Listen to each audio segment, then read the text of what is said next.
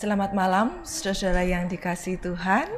Bersyukur kita masih memiliki kesempatan untuk kembali belajar dalam pertemuan kedua kelas teologi awam kita pada malam hari ini yang membahas tentang eskatologi. Malam ini kita akan belajar tentang tema kemanakah roh mereka yang mati, di sana atau masih di sini. Saudara, kematian memang merupakan suatu peristiwa yang duka ya, menyedihkan. Ketika saudara seiman kita meninggal dunia, tentu kita bersedih karena kita kehilangan saudara kita yang kita kasihi.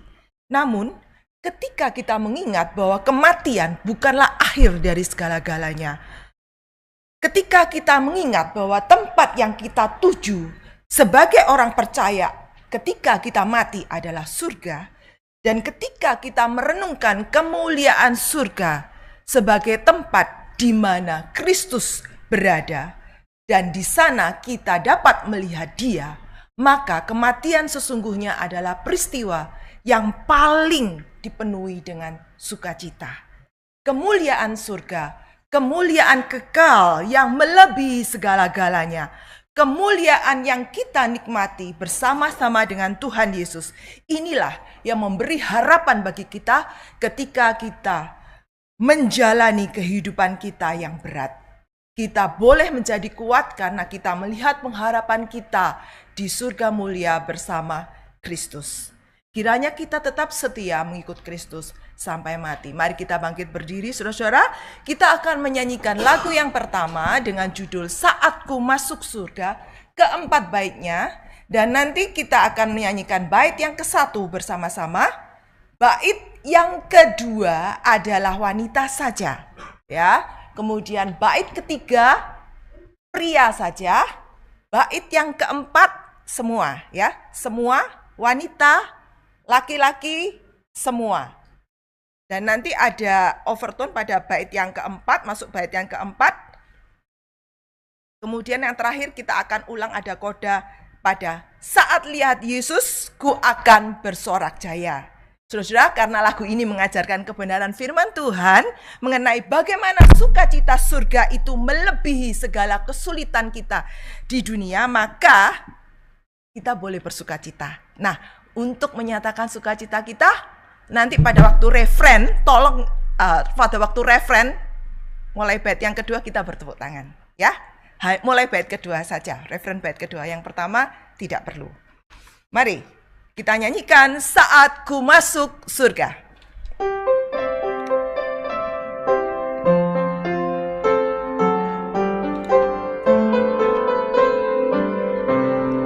Nyanyikanlah kasih Yesus, nyanyikanlah anugerahnya.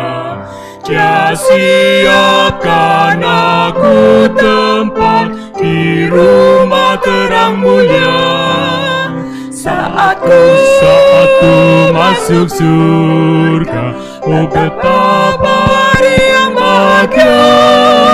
Saat lihat Yesus, ku akan bersorak jaya. Wanita. Saat ku masih musafir, langit pasti berawan. Namun bila sudah tiba, sirna semua bayangan. Saat ku masuk surga, oh betapa riang bahagia. Saat lihat Yesus, ku akan bersorak jaya. Mari melayani setia, padanya selalu sandar. Saat kita pandang Dia, semua pasti terbayar. Saat ku masuk surga, oh betapa riang bahagia. Lihat Yesus, ku akan bersorak jaya. maju terus raih hadiah, kedatangannya lekas. Ku kan masuk gerbang surga, menapak jalan emas. Saatku masuk surga, oh betapa riang bahagia. Lihat Yesus, ku akan bersorak jaya. Saat ku lihat Yesus, ku akan bersorak jaya. Saya persilakan Pak Alu.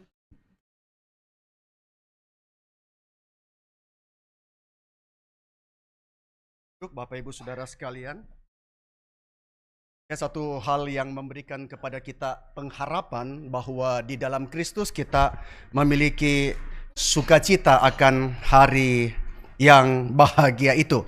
Baik Bapak Ibu sekalian, hari ini kita akan masuk ke dalam pertemuan yang kedua dari kelas Teologi Awam, dari kelas eskatologi kita, dengan satu subtema yaitu kemanakah roh mereka yang mati. Nah saudara sekalian, setelah seseorang menghembuskan nafas terakhir, akan biasanya dikatakan apa? Biasanya dikatakan dia sudah tidak ada. Dia sudah tidak ada. Langsung semua orang nangis. Nah saudara sekalian, waktu dikatakan dia sudah tidak ada, hati kita seperti berontak. Apakah benar dia sudah tidak ada? Dia ada kok. Tetapi kenapa dikatakan sudah tidak ada? Berarti mereka sudah pergi. Kemanakah mereka pergi? Nah ini yang selalu membangkitkan rasa penasaran kita, yaitu kemana mereka pergi, ke seberang sana. Maka saudara sekalian, ini menjadi pertanyaan, kemanakah orang-orang yang kita kasihi pergi setelah mereka tidak ada? Dan lalu satu hari nanti setelah kita juga harus pergi, kemanakah kita pergi? Nah saudara coba ya, saya coba berikan pertanyaan, saudara jawab dalam hati ya. Nanti kita akan lihat pada akhir sesi, apakah yang saudara jawab sesuai dengan apa yang Alkitab ajarkan, atau kita sudah terbawa oleh banyak konsep, banyak pemikiran tentang dunia seberang sana dari pemikiran-pemikiran di dalam dunia ini. Itu misalnya, apakah ada satu tempat di mana kita semua akan mengalami sengsara dan siksaan terlebih dulu untuk membereskan atau untuk membayar dosa-dosa kita semasa hidup? Saudara jawab sendiri ya. Apakah ada satu tempat di mana kita harus bereskan dosa-dosa kita harus mengalami sengsara dan siksaan terlebih dulu? Lalu ataukah kita tertidur panjang tanpa menyadari apa-apa sama sekali? Lalu apakah kita berdiam atau bergentayangan di dekat kuburan kita, atau kita berkelana di sekitar rumah kita? Misalnya orang mengatakan, wah jangan tinggal di situ pernah ada yang meninggal, berarti kita percaya rohnya ada di situ. Apakah kita memiliki kebutuhan seperti selama kita hidup? Misalnya kita lapar, kita haus, atau yang lainnya. Atau pertanyaan berikutnya, apakah kita berpindah, mendiami tubuh yang lain? Ataukah kita tidak ada sama sekali? Ataukah kita langsung menuju ke sorga? Apakah di situ kita berubah menjadi malaikat? Akankah di situ kita mengingat apa yang terjadi di dalam kehidupan kita? Kita masih bisa ingat nggak apa yang pernah terjadi selama kita hidup? Apakah kita masih bisa melihat dari sorga ke bumi dan mengetahui apa yang terjadi di bumi? Adakah kita masih bisa mengenali satu sama yang lain? Ada yang mengatakan nanti di sorga kita masih bisa kenal nggak? Suami masih bisa kenal istri nggak? Masih bisa kenal nggak dengan keluarganya? Dan mungkinkah orang yang sudah mati dipanggil kembali dan kita menanyakan sesuatu kepada mereka? Nah saudara, banyak sekali pertanyaan. Dan apakah saudara dengan yakin bisa menjawab pertanyaan-pertanyaan itu? Baik, mari kita masuk dalam doa, kita mempersiapkan hati kita untuk merenungkan hal-hal tersebut pada malam ini. Kami berdoa Tuhan dan kami mengucap syukur Tuhan sudah memimpin di dalam kelas yang pertama. Dan kami mau menyerahkan juga kelas yang kedua. Terlalu banyak hal yang kami tidak mengerti tentang kehidupan setelah kematian. Dan terlalu banyak spekulasi oleh karena manusia tidak tahu. Dan tidak pernah ada yang menceritakan kepada kami seperti apa tempat itu. Sehingga kami hanya menerima kebenaran-kebenaran yang sebenarnya bukan kebenaran, tetapi adalah pikiran-pikiran yang manusia coba rekayasa untuk menjawab rasa penasaran akan dunia di seberang sana. Tuhan pimpin kami supaya kami mengerti dengan jelas dan menghadapi semua itu. Kami boleh menghadapinya dengan satu keyakinan, dengan satu keteguhan, dengan jaminan daripada Tuhan sendiri. Pimpinlah kami dalam merenungkan bagian ini. Dalam nama Tuhan Yesus kami mau berdoa, kami bersyukur. Amin. Oke, selamat malam juga saya ucapkan untuk yang mengikuti dari Zoom. Nah itu saudara sekalian, jikalau berada di Surabaya, alangkah baiknya bisa mengikuti secara langsung. Tentu ada perbedaan ya saudara, kadang-kadang kita mengikuti ada suara-suara yang masuk. Ini bukan suara-suara dari alam sana ya, tapi suara-suara dari peserta lain mungkin yang mic-nya kebuka gitu ya. Atau mungkin saudara tiba-tiba sedang ada satu poin penting, tiba-tiba kuota habis. Nah, saudara akan kehilangan seumur hidup. Nanti itu pengertiannya tidak jelas, malah hidup dalam ketakutan, saudara ya. Nah, kalau bisa mengikuti melalui Zoom, itu onsite, itu hadirlah. Tapi kalau terpaksa saudara ikut, pastikan wifi memadai, saudara sekalian, sehingga tidak kehilangan poin yang penting itu. Nah, kalau ada pertanyaan, jangan lupa ada link yang sudah dibagikan di dalam grup WhatsApp kita, di grup KTA, ada linknya, saudara bisa klik dan juga bisa mengetikkan langsung pertanyaan di tempat itu. Baik, saudara sekalian, ada satu peringatan Alkitab berkenaan dengan keingintahuan kita mengenai dunia di seberang sana. Di dalam 1 Tesalonika pasal 4 ayat 13, di situ Paulus menuliskan demikian. Selanjutnya, kami tidak mau, saudara-saudara, bahwa kamu tidak tahu tentang mereka yang meninggal, supaya kamu jangan berduka cita seperti orang-orang lain yang tidak mempunyai pengharapan. Ini kenapa Paulus katakan, karena di dalam jemaat Tesalonika beredar pemahaman-pemahaman tentang orang yang sudah meninggal yang tidak sesuai dengan pengertian daripada kitab suci. Dan mereka berpikir Yesus akan segera datang. Bagaimana dengan mereka yang mati sebelum Yesus datang? Apa yang terjadi dengan mereka? Maka Paulus mengatakan, kami tidak mau saudara-saudara bahwa kamu tidak tahu tentang mereka yang meninggal, supaya apa? Kamu tidak duka cita sama seperti orang lain yang tidak ada pengharapan. Berarti ada konsep-konsep tentang kematian yang beredar pada masa itu. Maka Paulus tidak mau mereka dikacaukan, lalu berduka cita dengan tidak semestinya, saudara sekalian ya, atau hidup dalam ketakutan. Misalnya saudara, kalau seumur hidup berseteru dengan seseorang, tiba-tiba orang itu mati. Nah, saudara pasti mulai merasa tidak enak ya. Seumur hidup saya galak sama dia. Bagaimana kalau tiba-tiba malam saya ke toilet, lalu dia muncul dan dia marah sama saya. Maka saudara sejak saat itu tidak berani pergi ke toilet sendiri, saudara sekalian. Maka kita kalau bisa ke toilet pun kita tengok kiri, tengok kanan, atas bawah, jangan sampai ada begitu ya. Nah, saudara sekalian, kita banyak dikacaukan.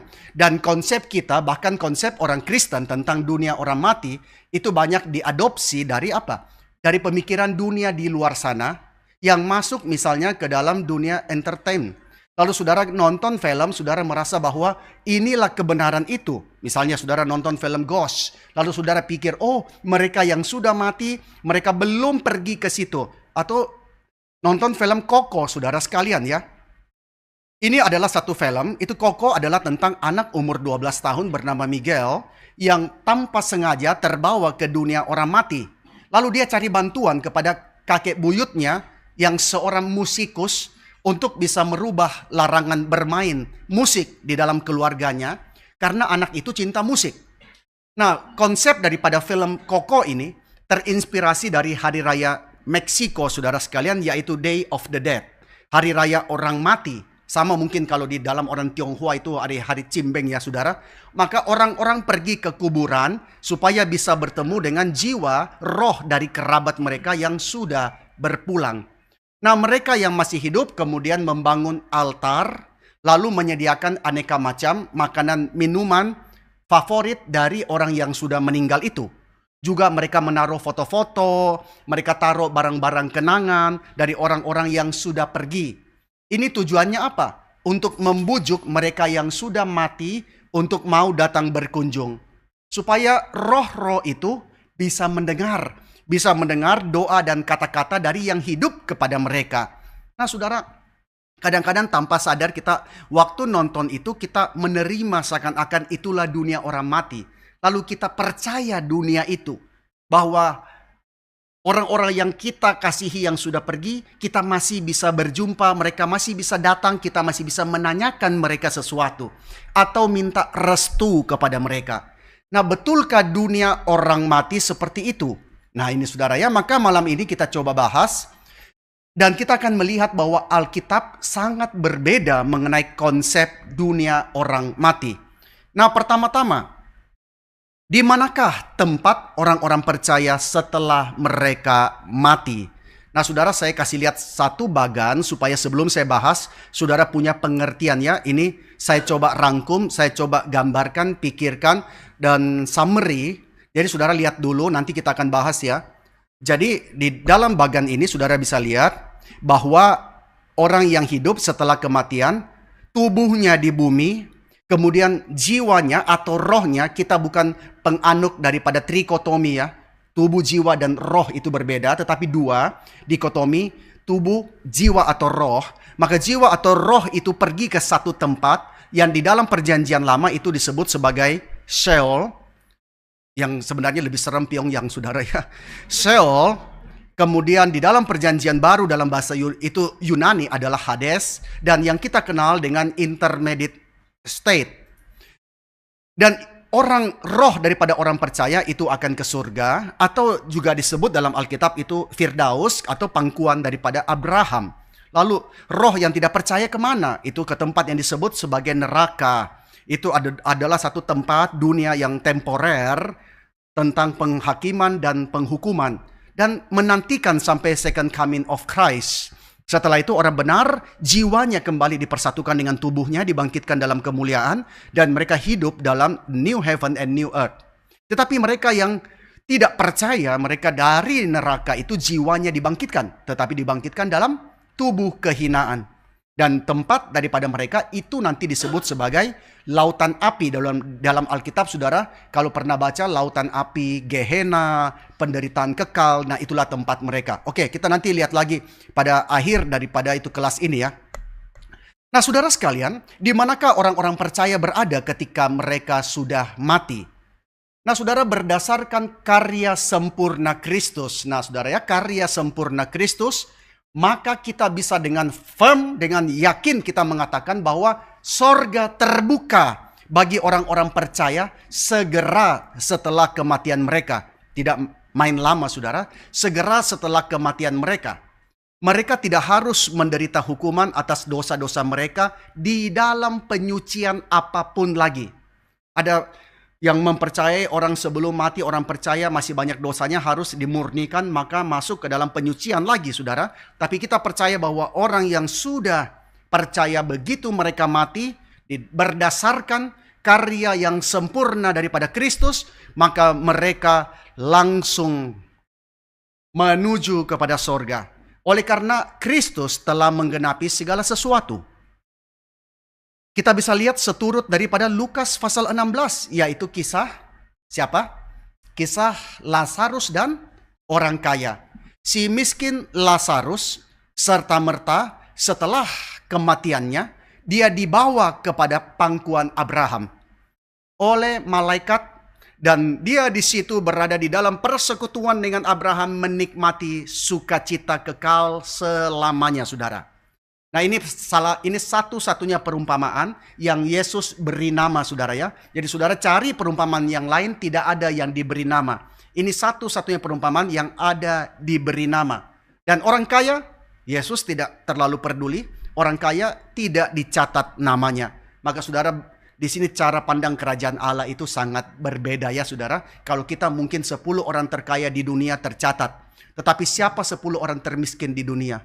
Nggak pernah ada majalah yang muat 10 orang paling kere. Tahun depan berubah lagi. Saudara bangga masuk 10 orang paling kere. Saya bertahan masuk di dalam 10 orang paling kere. Nggak ada, saudara sekalian ya. Tapi cara pandang daripada Tuhan itu sangat berbeda. Jadi Lazarus begitu dia mati serta-merta dibawa ke tempat yang namanya pangkuan Abraham. Orang kaya mungkin pikir, kalau si Lazarus ada di pangkuan Abraham, kalau saya mati saya yang pangku Abraham. Jangan-jangan. Nah, saudara. Nah, ketika Yesus mati di kayu salib, itu saudara perhatikan. Yesus menyerahkan rohnya ke tangan Bapanya, tetapi sebelumnya dia berjanji kepada seorang penjahat, seorang kriminal yang di sebelahnya, bahwa pada hari itu juga dia akan bersama dengan Yesus di satu tempat yang disebut sebagai Firdaus, Paradise. Nah, kita lihat di dalam Lukas 23:43 dan Lukas 23:46. Di situ Yesus berkata kepada penjahat itu, sesungguhnya pada hari ini juga tidak main lama, tidak main tunggu. Yesus tidak mengatakan setelah aku bangkit ya, engkau bersama dengan aku di Firdaus. Tapi Yesus mengatakan sesungguhnya pada hari ini juga engkau ada bersama-sama dengan aku di dalam Firdaus, Paradise atau surga itu. Lalu setelah itu Yesus berseru dengan suara nyaring, Bapa, ke dalam tanganmu kuserahkan nyawaku. Berarti nyawa Yesus langsung kepada Bapanya. Dan sesudah berkata demikian dia menyerahkan nyawanya. Nah, saudara, martir pertama Kristen yaitu Stefanus, ketika dia dilempar batu, dia berseru kepada Tuhan Yesus dan berdoa agar Yesus menerima nyawanya. Stefanus berdoa ketika mereka melemparinya batu, ya Tuhan Yesus, terimalah rohku. Dia menyerahkan, dia percaya bahwa dia bersama dengan Yesus. Paulus sendiri sangat yakin bahwa pada waktunya tiba saatnya dia akan lepas daripada tubuh ini dan dia akan bersama dengan Kristus dan diam bersama dengan Tuhan. Nah, di dalam 2 Korintus pasal 5 ayat 8 Paulus mengatakan, tetapi hati kami tabah dan terlebih suka kami beralih dari tubuh ini menetap pada Tuhan. Dia tahu waktu dia mati, dia tidak berada dalam keadaan tidur selama-lamanya, tidak. Tapi dia akan berada bersama dengan Tuhan. Dan di dalam Filipi pertama 2:3 Paulus juga mengatakan, aku ingin pergi dan diam bersama-sama dengan Kristus, itu memang jauh lebih baik. Ini adalah satu gambaran surga yang jauh lebih baik dari keadaan saat ini dan dia merindukan pergi ke situ. Nah, saudara, kita tahu surga jauh lebih baik, bukan? Siapa yang meragukan surga jauh lebih baik? Tidak ada ya? Tapi saya mau tanya, siapa yang mau malam ini pergi ke surga? Wah, cuma Michael yang angkat tangan. Yang lain nggak berani begitu ya. Kita tahu surga baik, tapi kita tidak mau pergi ke sana segera. Banyak orang tidak mau pergi ke sana segera. Oh, jangan nanti dong. Kayak seorang guru sekolah minggu ya, tanya kepada anak-anak, siapa di sini yang mau ke surga? Semua angkat tangan, kecuali satu anak. Oh, ini anak belum percaya Tuhan nih. Maka dia tanya lagi, siapa yang mau ke surga? Semua angkat tangan kecuali dia. Budi tidak mau ke surga. Budi berdiri, Budi mengatakan, emangnya mau jalan sekarang, Bu? Ya, itu gurunya juga kaget ya. Ya enggak juga lah begitu ya. Nah, saudara, menurut Wahyu pasal 7 ayat 9 dan juga di dalam bagian-bagian yang lain, saudara lihat jiwa para martir dan semua orang percaya selama ada di sorga dia ada di mana? Dicatat di hadapan tahta Allah dan di hadapan anak domba, berpakaian jubah putih dan memegang daun palem di tangan. Ini gambaran daripada mereka. Jadi mereka tidak tertidur selama-lamanya atau tidak tertidur sampai Yesus datang, tetapi mereka ada di hadapan tahta Allah dan di hadapan anak domba itu. Yohanes menyaksikan dari segala bangsa dan suku dan kaum dan bahasa, begitu banyak saudara sekalian. Dan mereka yang mati dalam Tuhan itu berada dalam kebahagiaan, saudara. Berada dalam kebahagiaan sebab apa? Sebab mereka boleh beristirahat dari jerih lelah mereka karena segala perbuatan mereka menyertai mereka, saudara. Ini satu kesukacitaan ya. Saudara setelah kerja berat, saudara tidur enak nggak? Saudara tidur enak. Tapi kalau saudara kerja tidak benar, saudara tidur enak nggak? Saudara tidur tidak enak. Kalau hari itu saudara kerja semuanya salah, saudara kerja mencelakakan orang lain. Hari ini saudara operator mesin. Hasil kerja saudara ialah 14 tewas, 2 tewas, 3 luka-luka, 4 sehat, 5 sempurna. Nah, saudara sekalian, hasil kerja saudara itu tidak beres. Maka saudara tidak akan merasa lelap tertidur, tidak merasa nyaman. Tapi di sini dikatakan mereka yang mati dalam Tuhan itu berada dalam kebahagiaan. Karena apa? Karena mereka boleh beristirahat dari jerih lelah mereka karena perbuatan mereka menyertai mereka.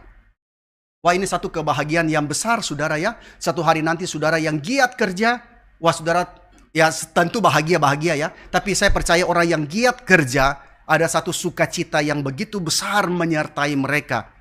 Dan di dalam Wahyu 14:13, Yohanes mencatat, aku mendengar suara dari sorga berkata, tuliskan, berbahagialah orang-orang yang mati dalam Tuhan sejak sekarang ini. Sungguh kata Roh, supaya mereka boleh beristirahat dari jerih lelah mereka karena segala perbuatan mereka menyertai mereka.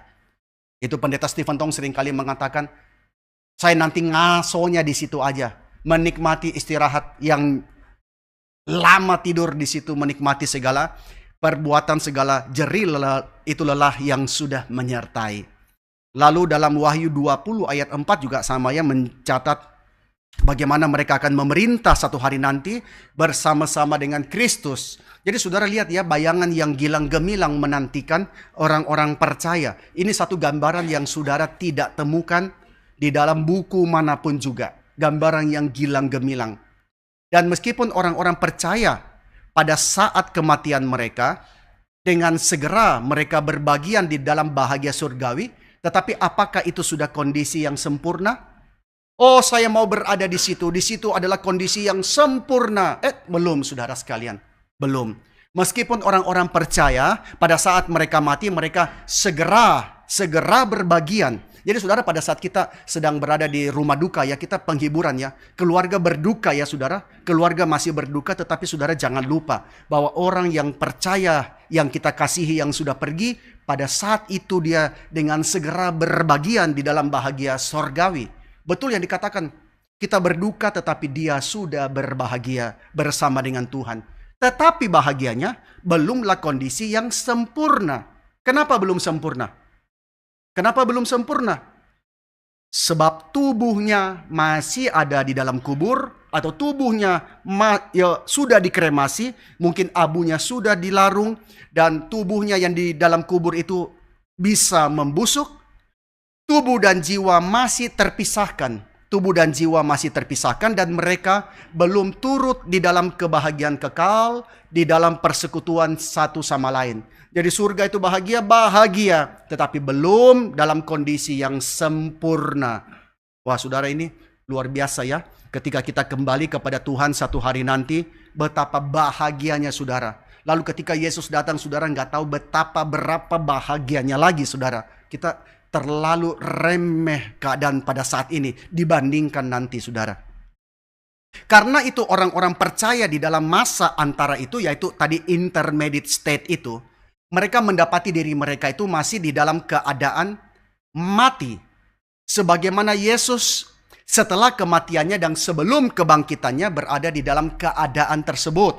Yesus setelah mati dan sebelum kebangkitannya berada di dalam keadaan tersebut. Di dalam Hades itu saudara sekalian, meskipun jiwanya telah terangkat ke Firdaus. Nah demikianlah orang-orang percaya dalam keadaan tersebut. Alkitab menyebut mereka di dalam beberapa istilah. Misalnya ya 1 Tesalonika 4 ayat 14 mengatakan mereka disebut sebagai orang-orang yang mati di dalam, meninggal di dalam Yesus, mati di dalam Dia. Tetapi kematian mereka juga disebut sebagai tertidur, saudara. Tertidur. Di dalam Yohanes 11 ayat 11, Lazarus yang mati itu ya. Demikianlah perkataannya, dan sesudah itu ia berkata kepada mereka, Lazarus saudara kita telah tertidur. Tetapi aku pergi ke sana untuk membangunkan dia dari tidurnya, saudara ya. Dan Alkitab juga menyebut mereka melihat kebinasaan. Di dalam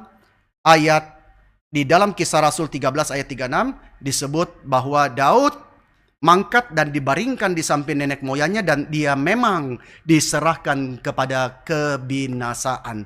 Jadi istilah-istilah ini dipakai dalam Alkitab.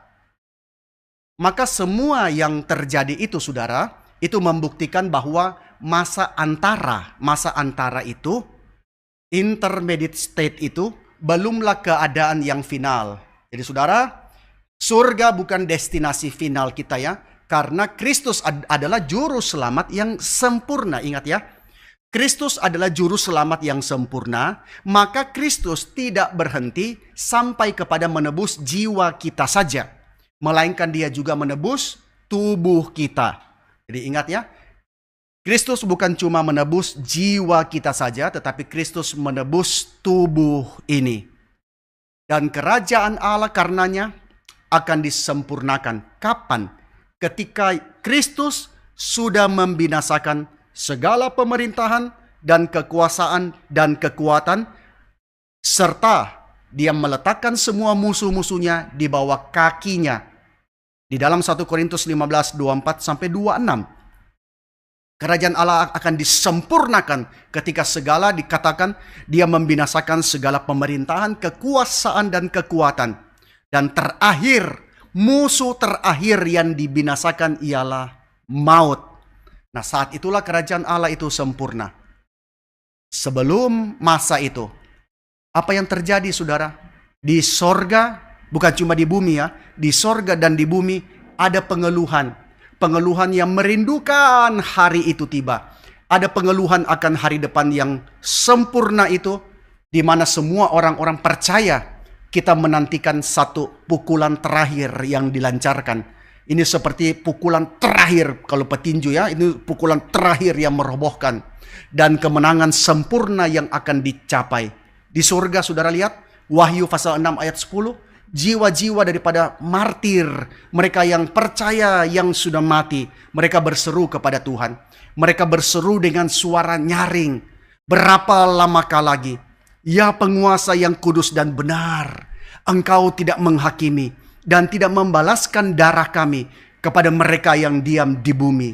Maka orang-orang kudus mereka menantikan hari itu, hari yang besar itu, kerajaan yang final itu, yang sempurna itu. Mereka menanyakan kapankah Tuhan keadilan itu akan diwujudkan. Maka saudara bayangkan ya, kalau tidak ada penghakiman final satu hari nanti, berarti dunia ini tidak ada keadilan. Nah, sementara roh yang di bumi, roh dan mempelai daripada Kristus yang di bumi itu adalah gerejanya, terus berkata, datanglah Tuhan Yesus, datanglah segera. Nah, di dalam Wahyu pasal 22 ayat 17, roh dan pengantin perempuan itu berkata, marilah. Dan barang siapa mendengarnya, hendaklah ia berkata, marilah. Marilah, barang siapa yang haus, hendaklah dia datang. Barang siapa yang mau, hendaklah dia mengambil air kehidupan dengan cuma-cuma. Ini adalah satu pengharapan akan kedatangan daripada Kristus. Maka karena itu kita berdoa dalam doa Bapa kami kan. Bapa kami yang di sorga, dikuduskanlah namamu, datanglah kerajaanmu. Ini satu seruan yang merindukan bahwa kerajaan Allah datang. Maka saudara jangan les doa Yabes. Doa Bapa kami lebih dalam mengajarkan bagaimana penantian kita kepada Yesus yang akan datang.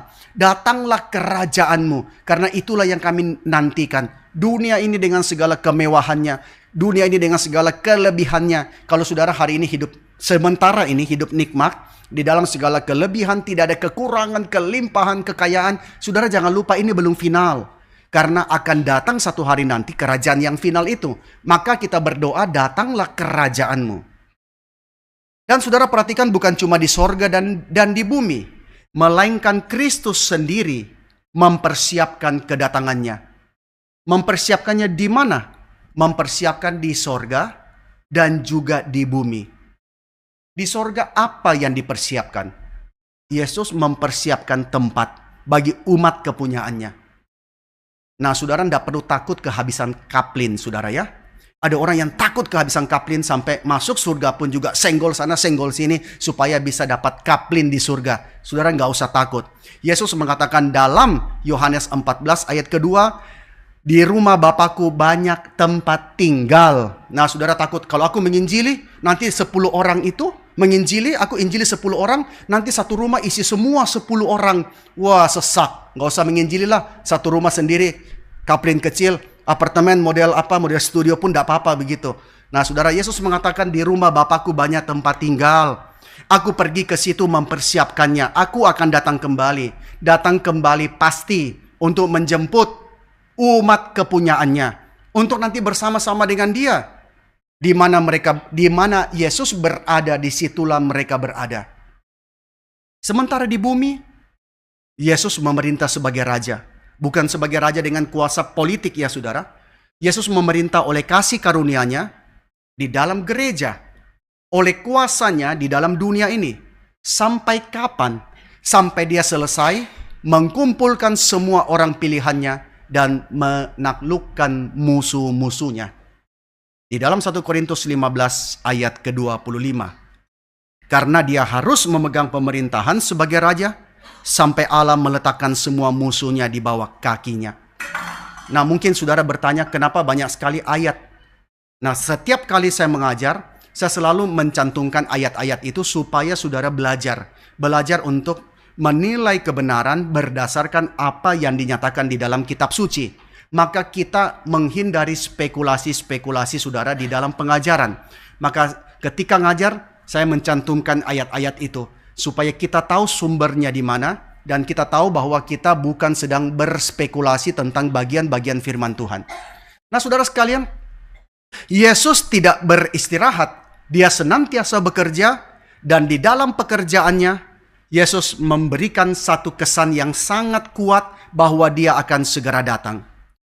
Kalau kita lihat dari Wahyu pasal 22 ayat 12, di situ tercatat Yesus berfirman, "Sesungguhnya aku datang segera." Kapan? Alkitab tidak memberitahu kita kapan. Jadi tidak usah berspekulasi saudara ya. Oh, tahun ini Yesus akan datang. Oh, bulan ini Yesus akan datang. Saya pernah dengar orang yang sampai jual rumah apa segala macam karena pendetanya ajak pindah kota. Pindah ke pulau yang lain karena Yesus akan datang turun di situ. Kalau nggak salah di Sulawesi Utara, saudara. Turun di situ, saudara. Jadi semua jemaat sudah dikasih tahu. Jual rumah, jual harta karena Yesus akan segera datang. Alkitab tidak pernah kasih tahu kapan Yesus datang. Karena bukan itu yang penting. Tetapi Kristusnya yang kita nantikan. Nah, Yesus mengatakan sesungguhnya aku datang segera. Dan aku membawa upahku untuk membalaskan kepada setiap orang menurut perbuatannya. Lalu Wahyu pasal 22 ayat 20 mengatakan, "Ya, aku datang segera." Nah, saudara, inilah pengharapan kita ya bahwa Yesus akan datang segera.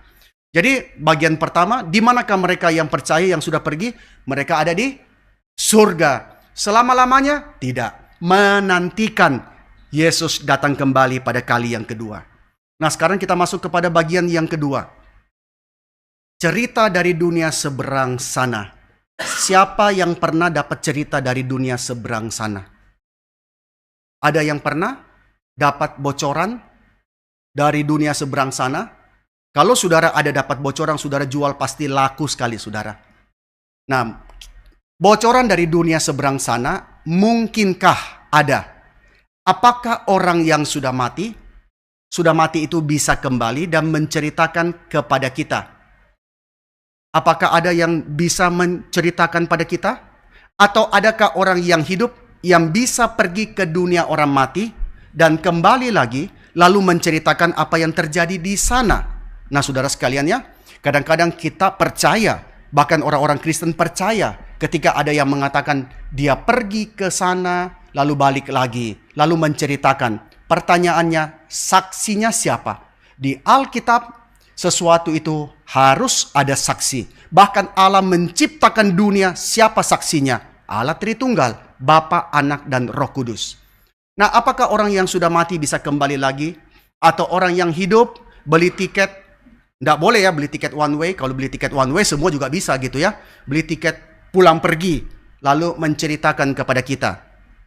Nah, saudara, kita tidak bisa begitu saja percaya kepada kesaksian atau pengalaman orang-orang yang mereka cerita kalau mereka baru saja kembali dari dunia di seberang sana, lalu kasih tahu, oh dunia seberang sana seperti ini, seperti itu. Oh, di sana mengerikan. Oh, di sana menakutkan. Atau oh, di sana bersama-sama dengan Yesus menikmati sarapan dan sebagainya. Kita, saudara sekalian, Alkitab sendiri, di dalam Alkitab, saudara, mereka yang bangkit dan hidup kembali, apakah pernah cerita? Harusnya mereka yang cerita. Karena mereka sungguh-sungguh bangkit.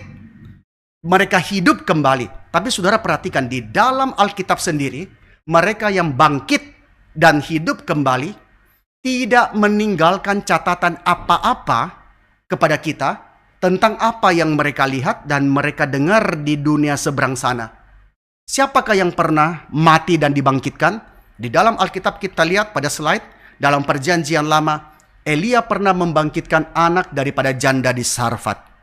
Elisa pernah membangkitkan anak perempuan Sunem. Lalu ada yang jenazah yang jatuh kena tulang belulang Elisa hidup kembali. Lalu di dalam perjanjian baru Yesus pernah membangkitkan 3 orang, yaitu anak perempuan daripada Yairus, anak daripada janda di Nain, dan Lazarus, saudara daripada Maria dan Marta. Sementara Petrus pernah membangkitkan Tabita atau Dorcas, Paulus pernah membangkitkan Eutikus yang dengar khotbah akhirnya kelelahan tidur dan jatuh dan mati, saudara sekalian. Nah, saudara jangan duduk dekat jendela ya kalau dengar khotbah. Apalagi kalau khotbahnya lama, saudara. Nah, mereka semua pernah dibangkitkan, saudara. Tapi apakah ada yang pernah kembali dan menceritakan? Mereka tidak pernah meninggalkan catatan apapun juga kepada kita. Berarti, apa yang di seberang sana bukan hal yang paling penting. Nanti kita lihat ya pada akhirnya ya. Bahwa Yesus sendiri tidak banyak bicara soal itu. Karena yang jauh lebih penting adalah iman dan kasih. Yesus banyak bicara tentang iman dan kasih lebih daripada pengharapan dunia yang di seberang sana. Nah, kenapa mereka tidak menceritakan kepada kita? Kemungkinan besar mereka tidak diizinkan atau tidak bisa untuk menyampaikan pengalaman mereka di sisi lain daripada kehidupan, yaitu di dunia orang mati.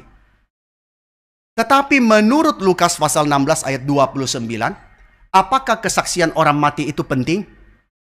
Di dalam kisah Lazarus dan orang kaya, ketika orang kaya minta, suruhlah Lazarus pergi ke rumah orang tuaku. Masih ada 5 saudaraku. Coba Lazarus cerita sama mereka. Kasih tahu mereka betapa sengsaranya saya di sini. Pasti mereka tobat.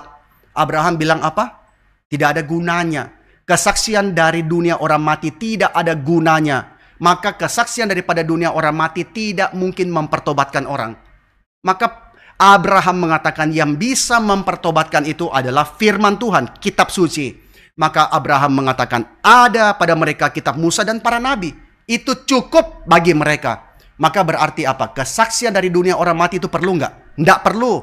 Karena yang lebih perlu adalah kitab suci. Ini cukup. Kalau saudara rasa tidak cukup, harus orang mati memberitakan. Berarti saudara belum beriman dengan sungguh-sungguh.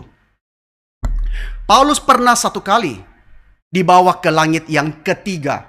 Waktu dibawa ke langit yang ketiga, Paulus hanya bisa berkata bahwa dia mendengar hal-hal yang tidak terkatakan.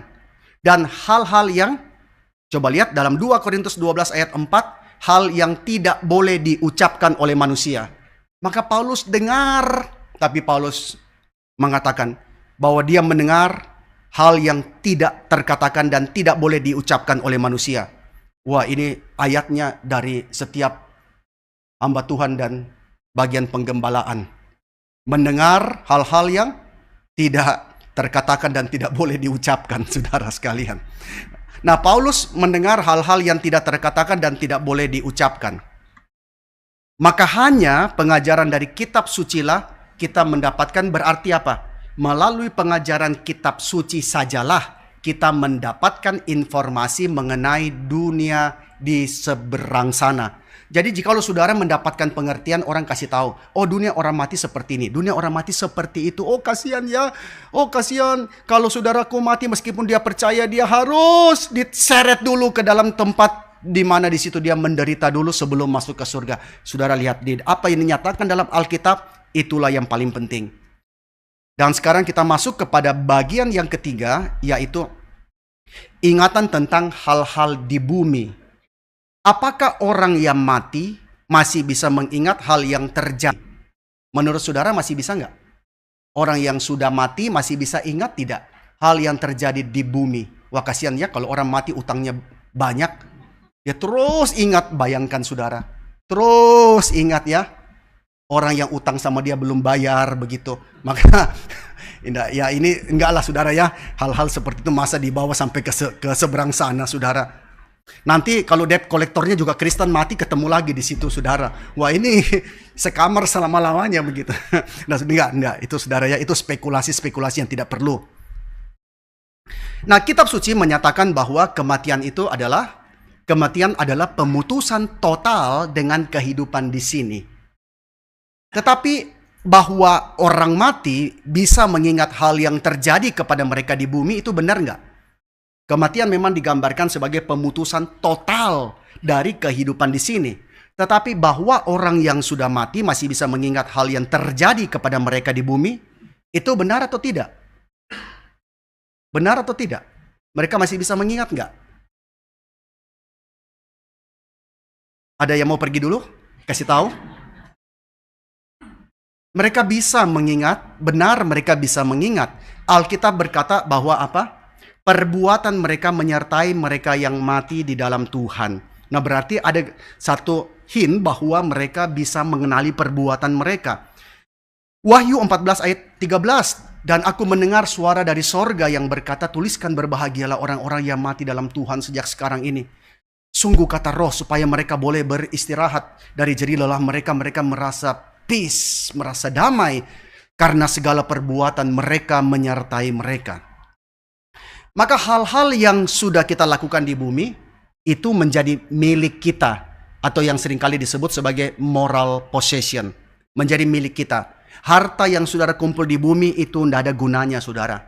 Tidak ada gunanya. Tetapi perbuatan baik saudara selama di bumi, apa yang saudara kerjakan, Alkitab mengatakan segala perbuatan mereka menyertai mereka.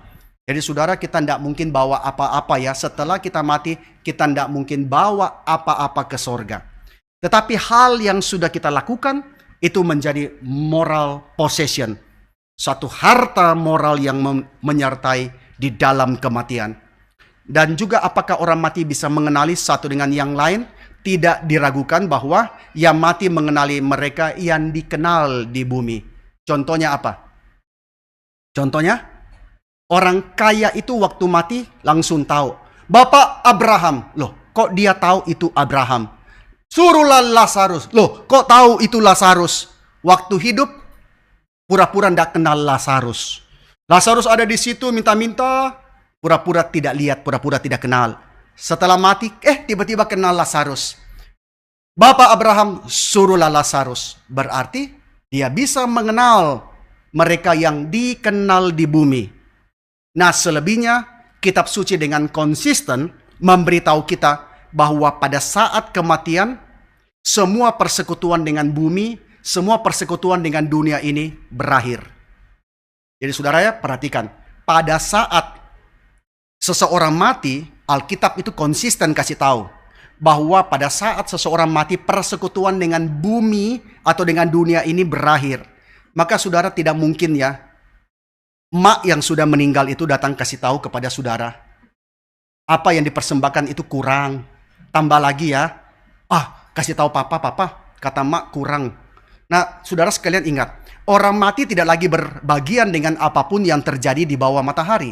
Pengkhotbah pasal 9 ayat 5-6 mengatakan, karena orang-orang yang hidup tahu bahwa mereka akan mati. Orang yang hidup tahu, nanti aku akan mati. Tapi orang yang mati tidak tahu apa-apa. Tidak ada upah lagi bagi mereka. Bahkan kenangan kepada mereka itu sudah lenyap. Baik kasih mereka maupun kebencian dan kecemburuan mereka sudah lama hilang. Dan untuk selama-lamanya tidak ada lagi bahagian mereka dalam segala sesuatu yang terjadi di bawah matahari. Kan kita tidak mungkin mengatakan misalnya ya, wah, Vikaris Amin ini pelayanan bagus ya, nanti kita angkat lagi ya, dia sebagai ketua bagian itu penginjilan, bagus loh dia waktu melakukan penginjilan. Tapi Pak, Vikaris Amin kan sudah mati. Nggak peduli, tetap bagus kok. Nah, tentu tidak saudara ya, kalau sudah tidak ada tentu tidak mungkin lagi. Maaf ya Vikaris Amin.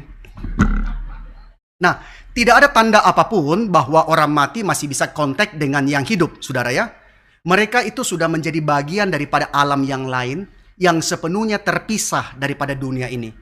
Maka karena itu, saudara, tidak ada ruang bagi doa dan pemujaan terhadap orang-orang yang dianggap kudus yang sudah mati. Kitab suci berkata, boleh nggak minta doa? Boleh. tapi minta doa sama orang yang hidup, sesama orang yang hidup. Kita minta doa, tolong doakan saya supaya Tuhan berikan kekuatan. Nah, di dalam kita lihat di dalam Bilangan pasal 21 ayat 7 misalnya, bangsa itu datang mendapatkan Musa dan berkata, kami telah berdosa sebab kami berkata-kata melawan Tuhan dan engkau berdoalah kepada Tuhan. Dia minta Musa untuk mendoakan. Ini orang hidup ya. Lalu Yeremia 42 ayat 2 juga mereka berkata kepada Nabi Yeremia, berdoalah untuk kami kepada Tuhan. Itu bersyafaatlah untuk kami kepada Tuhan. Lalu dalam 1 Tesalonika juga Paulus mengatakan, saudara-saudara doakanlah kami. Maka saudara berdoa, minta doa dari orang yang sama-sama dalam pelayanan, sama-sama orang yang hidup. Tetapi Alkitab tidak pernah mencatat kita boleh meminta kepada orang yang sudah mati mendoakan. Misalnya saudara doa kepada Papa yang ada di sorga, tolong aku mau nikah, Papa kasih restu ya Papa. Nah, Alkitab tidak pernah menyebutkan. Atau saudara lagi kepepet, Papa mau beli lotre Papa, tolong Papa kasih tahu nomor yang mana. Papa kan dari surga bisa melihat. Papa tahu hidupku kan susah di sini. Nah, saudara sekalian ya, tidak ada seperti itu. Maka saudara tidak doa kepada orang yang sudah mati. Dan bahkan malaikat-malaikat secara tegas juga menolak untuk menerima doa dan pemujaan. Karena hal itu hanya milik daripada Allah. Manusia siapapun juga menolak, saudara sekalian. Di dalam Ulangan pasal 6 ayat 13 dicatat, engkau harus takut akan Tuhan Allahmu, kepada Dia haruslah engkau beribadah dan demi namanya lah haruslah engkau bersumpah, tidak boleh kepada yang lain. Matius pasal 4 ayat 10, Yesus juga berkata ketika dia dicobai, enyahlah iblis sebab ada tertulis engkau harus menyembah Tuhan Allahmu dan hanya kepada Dia sajalah engkau berbakti. Lalu saudara lihat di dalam kisah Paulus di Listra, kisah Rasul 14 itu mencatat bagaimana ketika mereka melihat orang lumpuh itu berdiri, lalu mereka menyebut Barnabas sebagai Zeus dan Paulus disebut sebagai Hermes, untung bukan Gucci saudara ya. Disebut sebagai Hermes karena dia yang berbicara. Hermes artinya perantara ya, penyambung lidah yang menyampaikan pesan. Tapi di situ Paulus begitu kecewa. Paulus dan Barnabas mengkoyakkan pakaiannya, lalu terjun dan mengatakan, mengapa kamu berbuat demikian? Kami ini adalah manusia biasa sama seperti kamu. Kami di sini untuk memberitakan Injil kepada kamu. Justru supaya kamu meninggalkan yang begini-begini. Dan kamu berbalik kepada Allah yang hidup yang telah menjadikan langit dan bumi, laut dan segala isinya. Maka saudara, kita tidak berdoa kepada mereka yang sudah pergi, yang sudah mati. Dan juga di Alkitab tidak ada pemujaan kepada sesuatu benda yang dianggap pernah dimiliki oleh orang yang sudah mati yang hidupnya saleh. Kepada barang-barang yang kita anggap ini barang-barang yang dikuduskan, barang-barang yang dipisahkan. Tidak.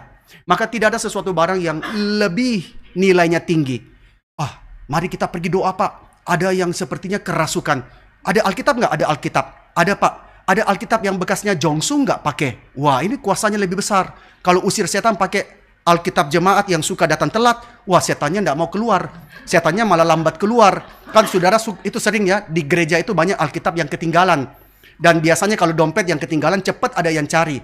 Kalau Alkitab yang ketinggalan biasanya sampai bertahun-tahun tetap ada di lost and found. Nah saudara, ayo usir setan. Wah gitu ya. Wah jangan pakai Alkitab mereka yang ini. Nah saudara, jadi tidak ada itu dibilang Alkitab. Wah kalau Alkitab Pendeta Stephen Tong kuasanya lebih besar. Orang sakit didoakan kuasanya lebih besar. Nah saudara sekalian, tidak ada pemujaan tertentu kepada sesuatu benda yang dianggap pernah dimiliki oleh orang-orang suci atau orang-orang saleh. Meskipun Allah, Alkitab mencatat ya, meskipun Allah kadang-kadang menunjukkan mujizat melalui benda-benda tertentu. Kita lihat misalnya dalam 2 Raja-Raja 13 ayat 21, mujizat terjadi melalui tulang-tulang Elisa sehingga mayat itu hidup kembali dan bangun berdiri.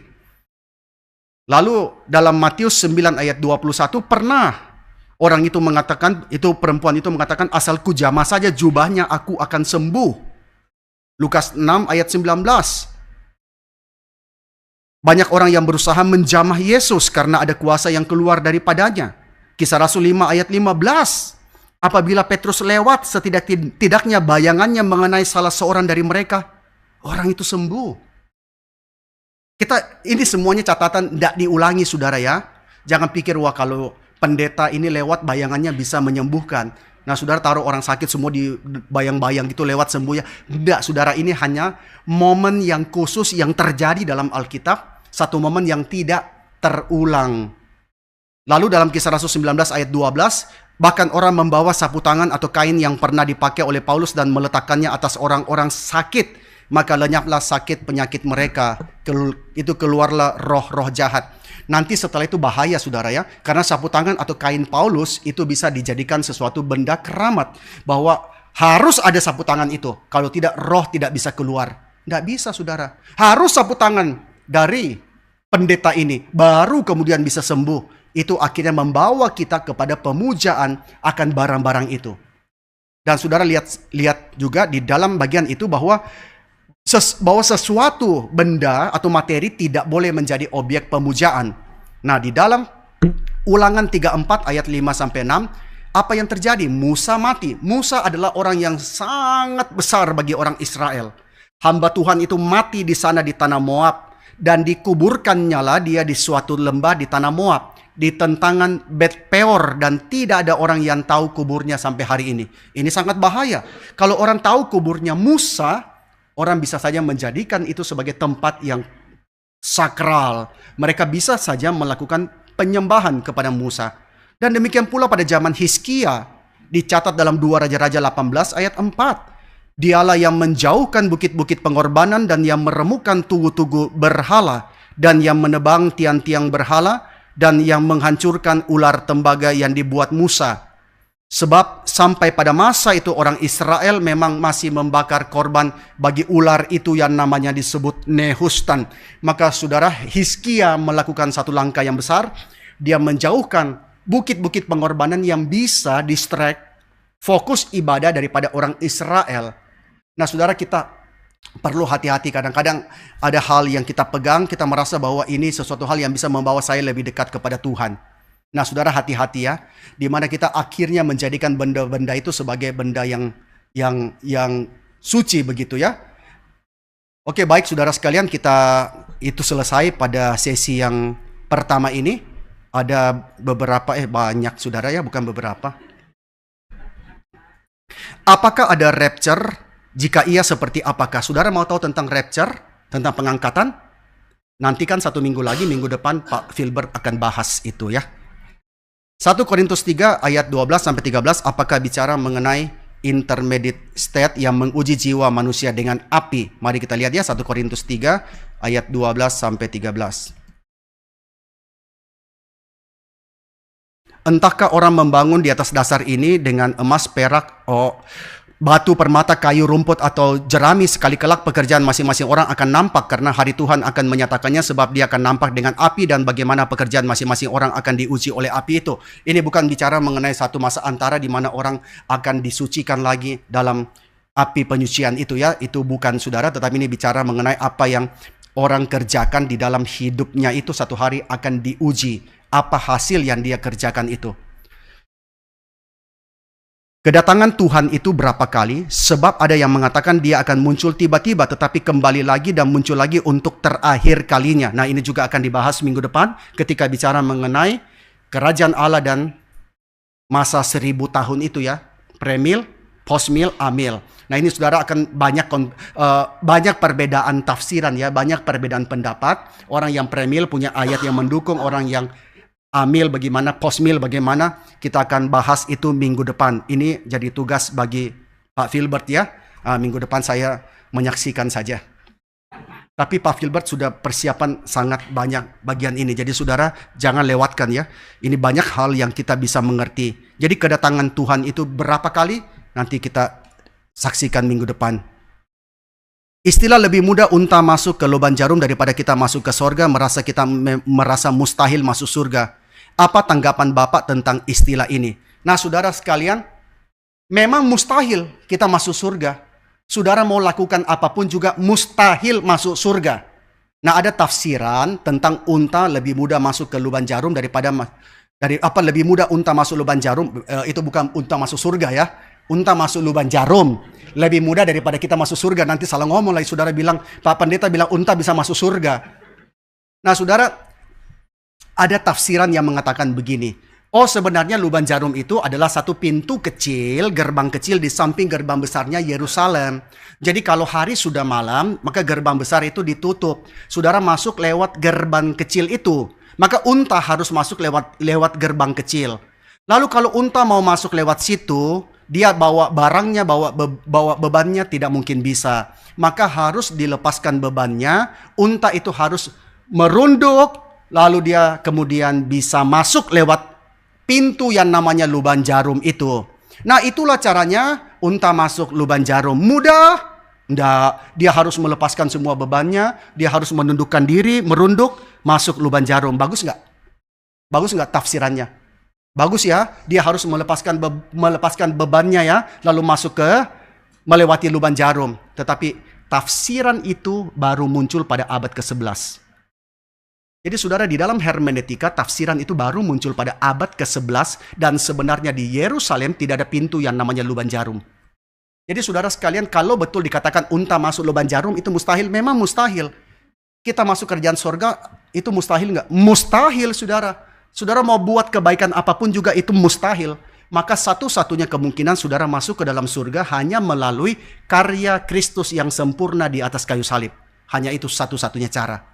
Jadi saudara, kalau kita disuruh melepas beban seperti orang kaya disuruh jual hartanya semua lalu masuk surga, maka banyak orang bisa masuk surga dengan upaya sendiri lalu merasa bangga bahwa dia sebenarnya tidak terlalu perlu Yesus. Aku bisa kok lepas beban sendiri, merundukkan diri, merendahkan diri. Tetapi memang mustahil, hanya melalui karya daripada Kristus saja kita bisa masuk ke dalam kerajaan surga. Ada teman Katolik bilang bahwa orang percaya waktu meninggal harus disucikan dulu karena harus menanggung akibat dari kesalahannya. Walaupun dosa sudah diampuni. Bagaimana ya Pak? Nah saudara sekalian, memang kita hari ini tidak membahas mengenai purgatori. Purgatori itu semacam intermediate stage. Jadi saudara, sebelum orang itu masuk ke surga, dia harus masuk ke dalam satu api penyucian yang namanya purgatori. Karena apa? Karena dia walaupun sudah dibaptis, dia sudah dianggap selamat, tetapi masih ada dosa-dosa yang perlu dibereskan. Jadi dia masuk ke situ untuk kita tidak tahu berapa lama, kita tidak tahu atas kondisi apa, siapa yang boleh masuk, dan kita tidak tahu misalnya dia apakah benefit daripada doa orang-orang yang mendoakan dia atau perbuatan baik daripada keluarganya itu. Tidak ada secara detail, tetapi dia masuk ke situ untuk certain time. Kita tidak bisa pastikan berapa lama sampai semuanya dibersihkan lalu dia masuk ke surga. Kalau orang tidak percaya bagaimana? Tentu tidak masuk ke situ. Orang tidak percaya tidak masuk ke situ. Itu tempat orang yang dianggap sudah percaya masuk ke situ. Tetapi saudara sekalian, jikalau itu terjadi, ini juga yang ditentang oleh para reformator. Karena apa? Karena jikalau itu terjadi, maka berarti karya Kristus tidak tuntas 100%. Karena ada sesuatu bagian yang engkau harus tanggung. Ingat Yesus berkata kepada penjahat di sebelahnya pada saat penyaliban. Ketika dia berkata Yesus, arti nama Yesus adalah God saves. Allah menyelamatkan. Dia berkata Yesus, ingatlah akan aku apabila engkau datang sebagai raja. Dan Yesus tidak mengatakan, engkau harus membereskan dulu dosamu. Harus ada pengakuan dosa, harus ada pemurnian sebelum engkau masuk ke dalam Firdaus. Tetapi Yesus langsung mengatakan, pada hari ini juga, sesungguhnya aku berkata kepadamu, engkau ada bersama dengan aku di Firdaus, in paradise. Apakah dia sempat untuk mengaku dosanya? Tidak sempat. Karena dia berada di atas kayu salib. Apakah dia harus turun dulu untuk dibaptiskan? Tidak. Apakah dia harus melayani Tuhan lebih dulu? Tidak sempat. Dia beberapa jam lagi akan dimatikan.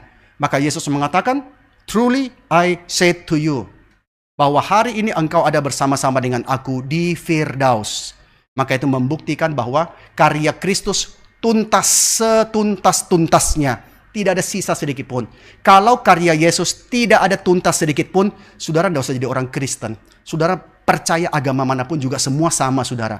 Tetapi karena Kristus tuntas, maka tidak ada apapun juga yang kita harus kerjakan lagi Tidak ada apapun yang harus kita tanggung lagi, saudara sekalian. Baik, kita lanjut lagi yang pertanyaan yang lain. Makin banyak, saudara, kaget saya. Oke, kita akan rehat 5 menit saja ya, saudara, silakan. Mau istirahat dulu, kita akan rehat 5 menit saja ya. 8.10 kita kembali lagi.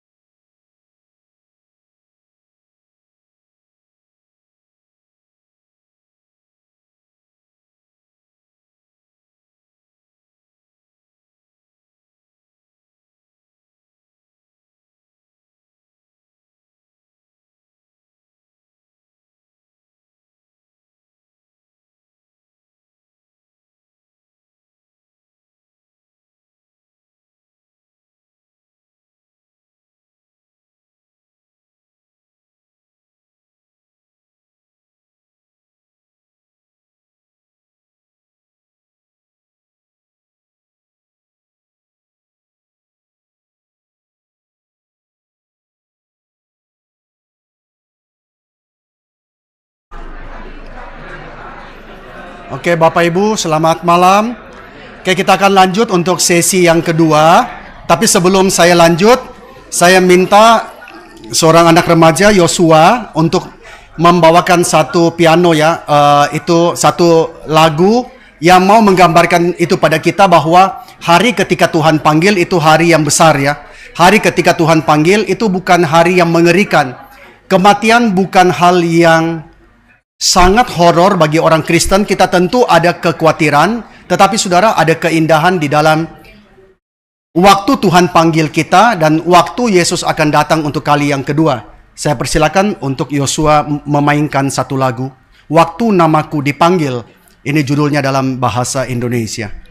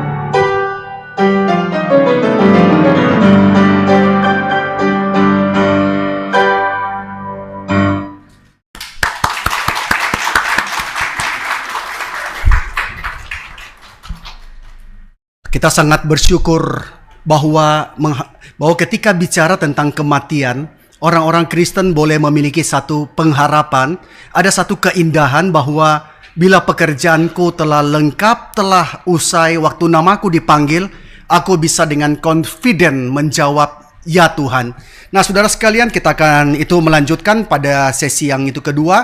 Nah saudara, walaupun mereka yang sudah mati tidak lagi bisa memiliki kontak dengan yang hidup, ya mereka tentu tidak bawa HP juga ya. Apalagi zaman sekarang orang malas menghafalkan nomor telepon, saudara ya. Jadi ini bercanda saudara ya. Jadi walaupun mereka tidak lagi bisa memiliki kontak dengan orang yang hidup, tetapi di dalam persekutuan orang percaya, kita memiliki pengharapan untuk berjumpa kembali di seberang sana. Jadi itu sangat kuat pengharapan itu. Bahwa mereka yang pergi, mereka akan berjumpa kembali dengan kita satu hari nanti. Dan ini tentu sangat wajar. Dan ini sangat manusiawi. Dan ini sejalan dengan kitab suci. Karena Alkitab mengajar kepada kita bukan tentang kekekalan yang buta, jiwa-jiwa yang seperti hantu yang ada di situ. Melainkan hidup kekal sebagai pribadi, sebagai individu. Maka sukacita sorgawi tentu pertama-tama apa yang paling penting sukacita sorgawi. Bukan tempat yang tidak ada air mata, tidak ada sakit penyakit, tidak ada penderitaan, bukan. Tetapi yang pertama-tama adalah persekutuan dengan Kristus. Maka kalau saudara hanya kepingin masuk surga, tapi tidak kepingin persekutuan dengan Kristus, itu bukan surga namanya. Karena yang paling pertama persekutuan dengan Kristus, tetapi lebih lanjut ialah persekutuan dengan mereka yang diselamatkan. Maka bukan hal yang berlebihan jikalau kita berpikir bahwa mereka yang di sorga itu merindukan orang-orang percaya yang di bumi, saudara. Mereka punya segudang memori dengan orang-orang, dengan keadaan yang mereka kenal di bumi, saudara sekalian. Di dalam Lukas 16 ayat 27 sampai 31, kata orang kaya itu, kalau demikian aku minta kepadamu Bapa, supaya engkau menyuruh dia ke rumah ayahku. Dia punya memori tentang rumah ayahnya. Dia punya ingatan tentang 5 orang saudaranya. Dia tidak mengatakan, sebab masih ada, berapa ya saudaraku ya. Dia jelas tahu bahwa ada 5 orang saudaraku yang hidupnya sama seperti aku. Maka dia mengatakan supaya Lazarus memperingatkan mereka dengan sungguh-sungguh. Maka mengatakan bahwa mereka ada merindukan orang-orang yang di bumi ya saudara. Dan orang percaya yang di sorga merindukan mereka yang percaya yang di bumi. Wahyu pasal 6 ayat 10 mengatakan bahwa jiwa-jiwa di bawah altar juga berseru bagi pembalasan terhadap darah yang tertumpah. Tadi kita sudah baca Wahyu 6 ayat 10. Berarti mereka memiliki ingatan apa yang terjadi. Meskipun kitab suci tidak memberikan jaminan bahwa mereka yang di sorga tahu segala sesuatu yang terjadi di bumi. Nah, saudara tulis di diari, wah, emak sudah meninggal, emak jangan bacalah. Tahu segala sesuatu, saudara tutup begitu ya. Nah, saudara, meskipun kitab suci tidak memberikan jaminan bahwa mereka yang di sorga tahu segala sesuatu yang terjadi di bumi, masih mungkin bahwa mereka tahu banyak tentang orang-orang percaya yang sedang berjuang di bumi. Sebagaimana pendahulu mereka tahu tentang mereka. Keadaan mereka yang telah berbahagia di sorga itu masih sesuatu yang bersifat sementara. Karena itu masih ada ruang bagi iman dan pengharapan dan juga bagi penantian. Apa yang mereka nantikan? Maka seperti orang-orang percaya di bumi, orang-orang percaya yang ada di sorga, apa yang mereka nantikan? Mereka menantikan kembalinya Yesus, menantikan kebangkitan daripada orang-orang mati, mereka menantikan dipulihkannya segala sesuatu. Kita kalau hari ini lihat keadaan dunia pada hari ini, kita mengharapkan satu hari nanti semua dipulihkan. Nah, itu penantian, kita masih menantikan. Jadi kita dan mereka menantikan apa? Kembalinya Kristus, menantikan kebangkitan daripada orang-orang mati, menantikan pemulihan daripada segala sesuatu. Sebab hanya setelah semuanya itu, nah kita sekarang tiba pada akhir daripada segalanya. Di dalam 1 Korintus 15 ayat 24. Maka sebelum itu terjadi, kita belum bisa mengatakan ini endingnya. Kemudian tiba kesudahannya, yaitu bila mana dia menyerahkan kerajaan kepada Allah Bapa, sesudah dia membinasakan segala pemerintahan, kekuasaan dan kekuatan, itu endingnya. Maka jiwa-jiwa di sorga tidak bisa kita katakan sebagai inaktif. Diam, pasif, tidak bergerak, tidak berpikir, tidak berbicara, tidak. Kita tidak bisa katakan mereka inaktif. Meskipun pekerjaan mereka di bumi sudah selesai, tetapi mereka masih memiliki pekerjaan lain untuk dikerjakan di sorga.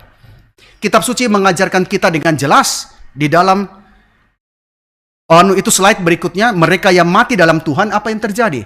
Mereka ada bersama dengan Yesus, mereka berdiri di hadapan tahta Allah dan Sang Anak Domba, dan mereka berseru, berdoa, memuji dan melayani Dia. Maka mereka bukan kita katakan inaktif. Nah, coba lihat. Ada bersama dengan Yesus. Nah, ini dalam Filipi 1 ayat 23 ya. Di mana Paulus mengatakan, aku ingin pergi dan diam bersama-sama dengan Kristus. Berarti mereka yang di sana ada bersama dengan Kristus. Lalu pada slide berikutnya, mereka berdiri di hadapan tahta Allah dan Sang Anak Domba. Lalu pada slide berikutnya lagi kita lihat, mereka berseru, berdoa, memuji dan melayani Dia. Mereka berseru, mereka berdoa, mereka memuji dan mereka melayani Dia. Di dalam Wahyu pasal 7, 13-16, slide berikutnya juga. Nah, di situ mencatat, di dalam ayat yang ke 15 ya, karena itu mereka berdiri di hadapan tahta Allah dan melayani Dia siang malam di bait sucinya. Ini penggambaran ya saudara, tentu bukan sesuatu yang bersifat fisik seperti di dunia ini ya. Dan mereka dikatakan sangat berada dalam keadaan yang begitu bersukacita. Mereka tidak akan menderita lapar dan dahaga lagi, matahari atau panas terik tidak akan menimpa mereka lagi. Ini adalah penggambaran saudara ya. Nah, sekarang kita simpulkan tentang apa yang disebut sebagai intermediate state. Apa itu disebut intermediate state?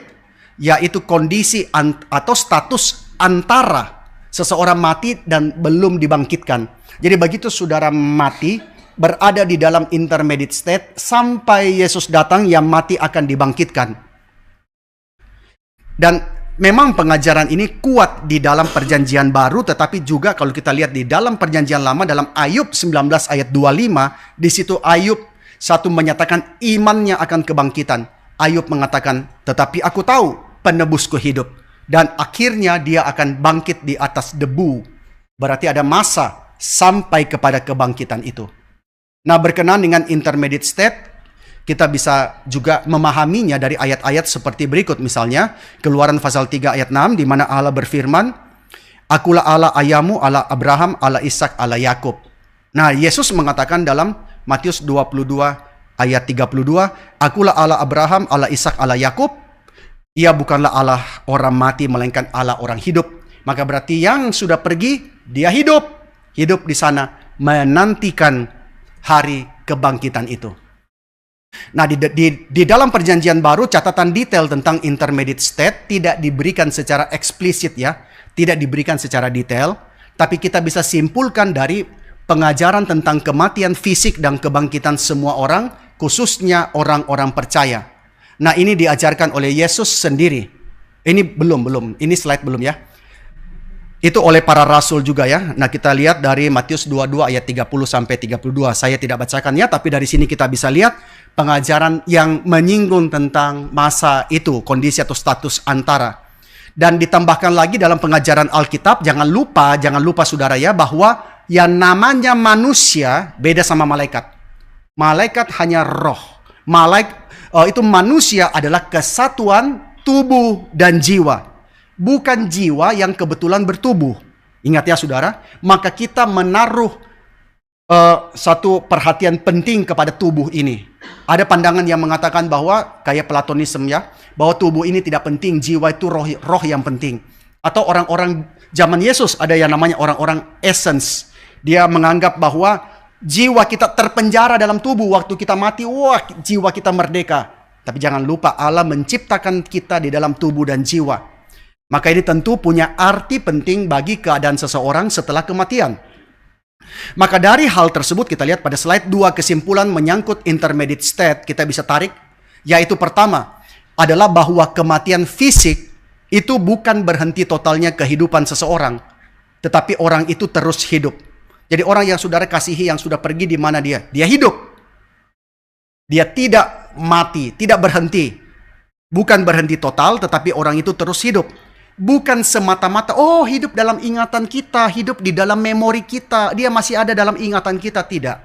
Dalam kasus orang percaya adalah orang itu hidup dengan kesadaran akan kehadirannya yang penuh dengan bahagia di hadapan hadirat Tuhan. Jadi dia ada di dalam keadaan bahagia di hadapan hadirat Tuhan. Lalu yang kedua, bahwa semacam keberadaan tersebut, yaitu jiwa tanpa tubuh, itu bukan keberadaan manusia sepenuhnya, tapi adalah keberadaan yang tidak lengkap. Berhubung apa? Berhubung memiliki wujud atau tubuh, itu penting saudara ya. Maka tubuh itu penting. Memiliki wujud atau tubuh itu adalah esensial bagi seorang manusia untuk bisa disebut sebagai image of God, gambar Allah. Orang itu setelah kematian, karenanya dia menantikan kebangkitan tubuh. Jadi saudara, kita ini mengeluh, tubuh yang sekarang ini saudara makin lama makin tua. Tidak mungkin tubuh ini makin bagus. Saudara yakinlah, tubuh ini makin tua saudara sekalian.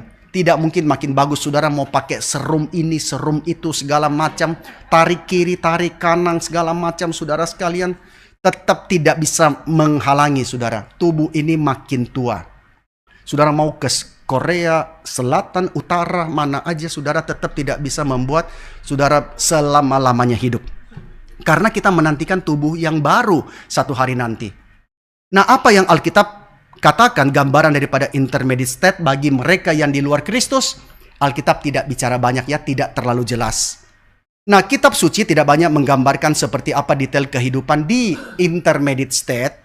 Paulus hanya berkata bahwa dirinya sendiri setelah kematian dia akan bersama-sama dengan Kristus, yang mana memang jauh lebih baik. Tapi Paulus tidak memberikan detail apapun. Maka saudara, sekali lagi ya, tidak bijaksana kalau kita cari-cari tahu detail seperti itu. Saudara, kalau kebaktian hanya mau cari tahu tentang dunia di luar sana, dunia di seberang sana, itu hal yang tidak bijaksana. Jadi kadang-kadang orang kepingin, aku mau kebaktian di situ aja. Kenapa? Karena setiap minggu khotbahnya tentang dunia di seberang sana. Saudara, kalau memang sudah kepingin ke situ, kenapa tidak ke situ aja? Iya kan? Terus kepingin cari tahu dunia di situ, kenapa tidak langsung ke situ aja? Nah, saudara, maka saudara itu tidak bijaksana kepingin cari tahu. Itu seperti kejadian Saul dengan perempuan petenung di Endor itu. Nah, itu bisa macam-macam interpretasi ya. Bahkan perumpamaan Lazarus dan orang kaya sudah nah itu saudara lihat ya, perumpamaan Lazarus dan orang kaya kita pun harus tetap hati-hati. Hati-hati karena apa? Karena Lazarus dan orang kaya itu karakter simbolis. Nah saudara, jangan bayangkan ya kalau saya mati saya di pangkuan Abraham. Abraham mesti pangku berapa banyak saudara sekalian. Maka itu karakter simbolis. Dan tujuan pengajaran dari perumpamaan itu apa? Tujuan pengajaran dari perumpamaan Lazarus dan orang kaya adalah pentingnya hidup saat ini menentukan nasib seseorang di dalam kekekalan. Jadi seseorang mau percaya Yesus sekarang saatnya ketika engkau hidup. Bukan setelah engkau mati. Pentingnya hidup saat ini bagi nasib seseorang di dalam kekekalan. Maka yang paling bisa kita katakan adalah bahwa kematian di dalam Kristus itu adalah perjumpaan yang segera bersama dengan Tuhan. Dan bahwa mereka beristirahat di dalam sukacita di hadirat Tuhan sampai kepada saat kebangkitan. Sementara yang tidak diselamatkan, mereka berada dalam kondisi yang begitu sengsara. Menantikan apa? Menantikan kebangkitan juga. Menantikan kebangkitan untuk dihakimi dan dihukum. Yohanes 5 ayat ke-29 mencatat, dan mereka yang telah berbuat baik akan keluar dan bangkit untuk hidup yang kekal, tetapi mereka yang telah berbuat jahat akan bangkit untuk dihukum. Berarti bangkit juga saudara ya. Jadi orang benar dan orang tidak benar sama-sama akan bangkit. Satu bangkit dengan tubuh mulia, satu bangkit dengan tubuh kehinaan. Semua itu juga hendak menyatakan bahwa jiwa kita terus hidup setelah kematian dan kita tetap dalam keadaan sadar selama menantikan kebangkitan kita di langit yang baru dan bumi yang baru. Nah, teologi reform secara khusus menekankan perbedaan antara keadaan yang mati sebelum dan setelah hari terakhir. Di dalam tulisannya The Sleep of the Soul, John Calvin mengatakan bahwa pangkuan Abraham hanya berarti bahwa setelah kematiannya jiwa orang benar itu akan menikmati damai yang penuh. Tetapi sampai kepada hari kebangkitan masih ada yang kurang. Apa yang kurang? Kemuliaan Allah yang penuh, kemuliaan Allah yang sempurna, yang selalu didambakan. Dan bahwa karena itu, keselamatan kita itu selalu ada di dalam progres sampai kepada hari terakhir, yang menutup dan menyimpulkan seluruh perjalanan itu. Nah saudara, pada akhirnya seperti apa dunia di seberang sana setelah kematian menjemput? Nah, kita sudah tahu apa yang Alkitab ajarkan. Baiklah kita tidak terlalu banyak menerka-nerka dan berspekulasi. Spekulasi yang tidak sehat. Tentang kemana kita akan pergi dan seperti apa kehidupan di sana, Alkitab sudah kasih keterangan, tetapi tidak perlu sampai mendetil. Karena itu bukan hal yang paling utama yang harus diajarkan. Melainkan di gereja yang paling utama yang harus diajarkan adalah Kristuslah yang diberitakan. Jadi kalau saudara kebaktian terus-menerus membahas dunia di seberang sana, tapi tidak mengkhotbahkan Kristus Sang Firman, mimbar tidak sehat. Sama ya, orang tua sudah janji anak, nanti liburan ya nak, kita pergi ke Spanyol. Sparonyolong, saudara sekalian. Apakah perlu setiap saat anak itu tanya, papa di Spanyol pakai baju apa? Terus malam tanya lagi, papa di Spanyol ada sambal nggak? Papa di Spanyol ini nggak? Saudara, pokoknya papanya bilang, sudahlah kamu belajar baik-baik, tugas kamu belajar baik-baik, nanti liburan kamu pergi ke Spanyol, gitu aja. Jadi sudah dijanjikan, sudah dipastikan begitu ya. Maka yang dia lakukan mengerjakan tugas sehari-hari, tidak dari pagi terus searching tentang Spanyol lalu tidak kerjakan apa-apa. Maka Tuhan kasih kita petunjuk, tetapi bukan berarti kita harus terus-menerus membahas itu. Nah, di dalam perjalanan Yesus bersama murid-muridnya, Yesus banyak bicara tentang iman dan kasih. Tetapi lebih sedikit bicara tentang pengharapan. Karena yang paling penting adalah perhatian para murid kepada Yesus, pribadi, dan karyanya. Oke, baik, kita lihat slide tadi yang terakhir ya. Jadi saudara, saya harap setelah ini saudara bisa lebih mengerti bagian ini. Lebih mengerti bagian ini, nanti slide-nya akan saya kirimkan ke grup ya, ke grup WA. Jadi saudara bisa lihat lagi, dan juga rekaman juga kita akan bagikan. Oke, ada waktu kita akan bahas sedikit ya mengenai pertanyaan-pertanyaan yang muncul. Bolehkah membakar dupa atau uang ke kuburan engkong atau emak? Nah, saudara sekalian, saya katakan bahwa setiap cara kita memandang dunia di seberang sana, cara kita memandang itu akan mempengaruhi bagaimana praktek kita dalam hidup ini. Nah, saudara, waktu membakar itu apa worldview-nya? Apa yang melandasi kita membakar itu? Nah, kalau kita membakar kertas di dalam momen yang biasa, tentu itu tidak masalah. Saudara mau bakar apa saja kan? Ya, saudara mau bakar mobil saudara atau apa kan itu. Tetapi worldview-nya apa saudara? Yang melandasi tujuannya apa? Dikaitkan dengan spiritualitas saudara. Maka ini pertanyaan bukan sesuatu hal yang ini, tapi kita melihat worldview saudara apa di balik itu. Nah, bagaimana kita dapat memperoleh moral possession ketika semua hal yang kita lakukan termasuk yang baik pun dicemari oleh dosa? Nah, saudara sekalian, tentu ketika kita sampai ke surga yang kita bawa bukan jasanya kita. Tetapi ketika kita melakukan sesuatu yang baik, itu ada perbedaan antara orang yang sudah percaya dan belum percaya. Orang percaya melakukan sesuatu yang baik supaya dia bisa masuk surga. Dia melakukan sesuatu yang baik, memperoleh pahala rohani. Tapi orang percaya melakukannya karena apa? Karena dia tahu dia sudah diselamatkan, maka dia mau melakukan itu. Maka perbuatan baik yang disebut moral possession itu adalah perbuatan baik dari seseorang yang melakukannya karena dia tahu Allah yang baik itu telah menebus dia, dan dia ingin melakukannya bagi Allah yang telah menebus dan mengasihi dia. Jadi saudara, kita harus membedakan antara perbuatan baik. Nah, kalau orang berbuat baik sama saudara setiap hari pagi bawakan bubur ayam, bawakan bubur ayam. Lalu setelah sebulan bawakan bubur ayam, kemudian ngobrol. Ini rumah ya, kamu kan anak semua sudah di luar negeri. Nanti rumah ini jadi punya siapa? Nah, kalau tidak ada ahli waris, jangan lupa ya yang suka bawakan bubur ayam setiap pagi. Nah, saudara sama orang begitu suka tidak? Nggak suka lah. Ini orang punya motivasi terselubung. Tapi kalau dia datang, karena apa? Karena dulu saya nggak bisa sekolah ya, keluarga begitu miskin. Tapi Bapak tidak lupakan saya. Bapak begitu perhatian keluarga kami. Saya bawa bubur ayam ini tidak bisa balas apa yang Bapak kerjakan. Nah, ini orang motivasi benar. Nah, saudara, di sini kita lihat mengenai moral possession ya. Kenapa kita tidak bisa berdoa kepada yang sudah meninggal dengan pikiran mereka yang berada di surga kan? Kan mereka ada di surga dan mereka kan bisa mendoakan kita. Kenapa kita tidak minta mereka mendoakan kita? Kenapa kita tidak berdoa kepada mereka yang sudah meninggal? Nah, saudara sekalian, saudara kenal Pak RT enggak? Kenal kan ya? Tapi kalau saudara sudah kenal Presiden Jokowi dan Presiden mengatakan, saya tidak pernah terganggu anytime. You want to call me, just call. Saya tidur pun juga telepon, saya akan bangun. Kamu mau minta apapun juga, saya suruh semuanya. Menteri apapun mengerjakan. Mau minta rumah, Menteri Perumahan mengerjakan. Mau minta apa saja, mau minta mati, ada Menteri Kesehatan, segala macam. Apapun juga kamu mau minta. Saudara masih perlu ketua RT nggak? Masih perlu nggak? Nggak perlu lagi, saudara. Kita sudah punya akses kepada Bapa di surga. Yesus mengatakan, melalui aku engkau punya akses kepada Bapa di surga. Saudara masih perlu?